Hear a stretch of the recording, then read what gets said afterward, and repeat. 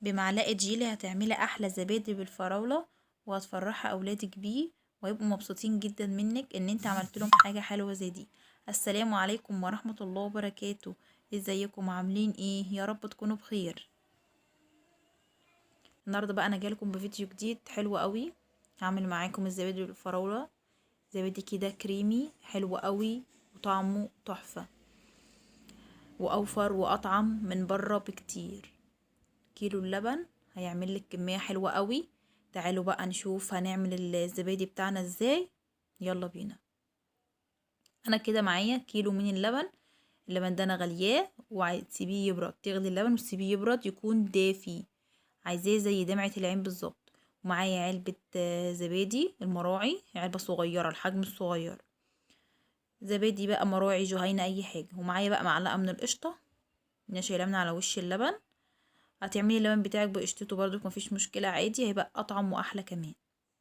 انا كده حاطه معلقه من القشطه، وحطيت عليها علبه الزبادي، وهقلبهم كويس. معايا بقى زي بتاع اسمه ايه يا ربي، اللهم صل على النبي، جيلي بالفراوله.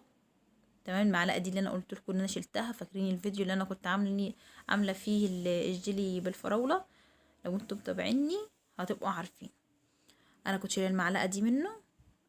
انا حطيت المعلقه كده على الزبادي والقشطه، وهقلبهم كويس. ومعايا بقى اللبن بتاعي هنزل عليه بمعلقه من السكر. لو انت حابه يبقى مسكر عن كده، هو ده ايه مظبوط يعني، شكلي بتجيبيه من بره. لو حابه تخليه مسكر عن كده حطي معلقتين سكر. انا حطيت معلقه واحده، استكفيت بمعلقه. انا بقى كده خلاص دوبت معلقه الجيلي. هنزل بيهم على الحليب. عايزه اللون بتاع الزبادي بتاعك يكون اقوى عن كده شويه، فراوله فاقع عن كده، حطي معلقتين 2 جيلي.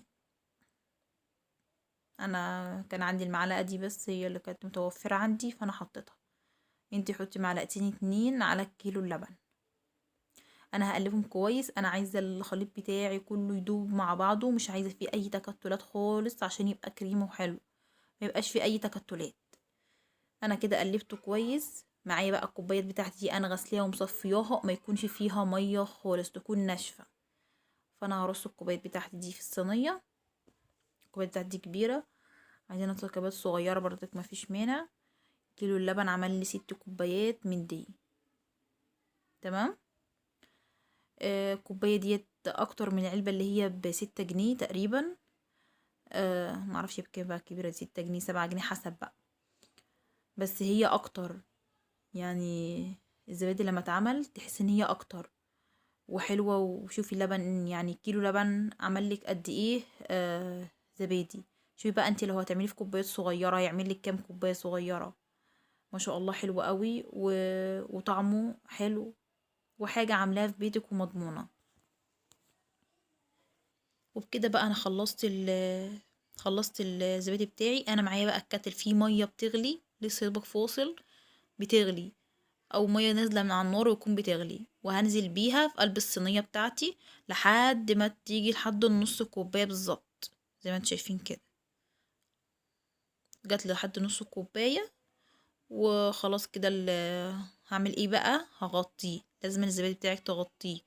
جبت كده طبق كبير غطيته وبفوطة وتغطيه تاني. وكده بقى بعد ما الزبادي بتاعي اتعمل، قعد معايا بالظبط 7 ساعات. 7 ساعات كده خلاص الزبادي بتاعي تتماسك وبقى جاهز وحلو قوي. الزبادي بتاعي مفيهوش اي حاجة ولا بيقع ولا فيه مية.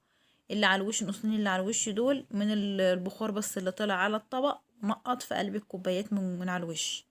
دول النقطتين شايفين ما بيقعش ولا في اي حاجه. انا بقلبه لكم كوبايه خالص اهو، مش بيقع، متماسك حلو وطعمه جميل جدا.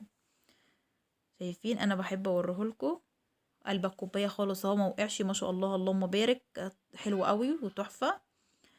بس مكه بتقول لكم ما تنسوش ماما باللايك. ما تنسوش تعملوا مكه بقى لايك.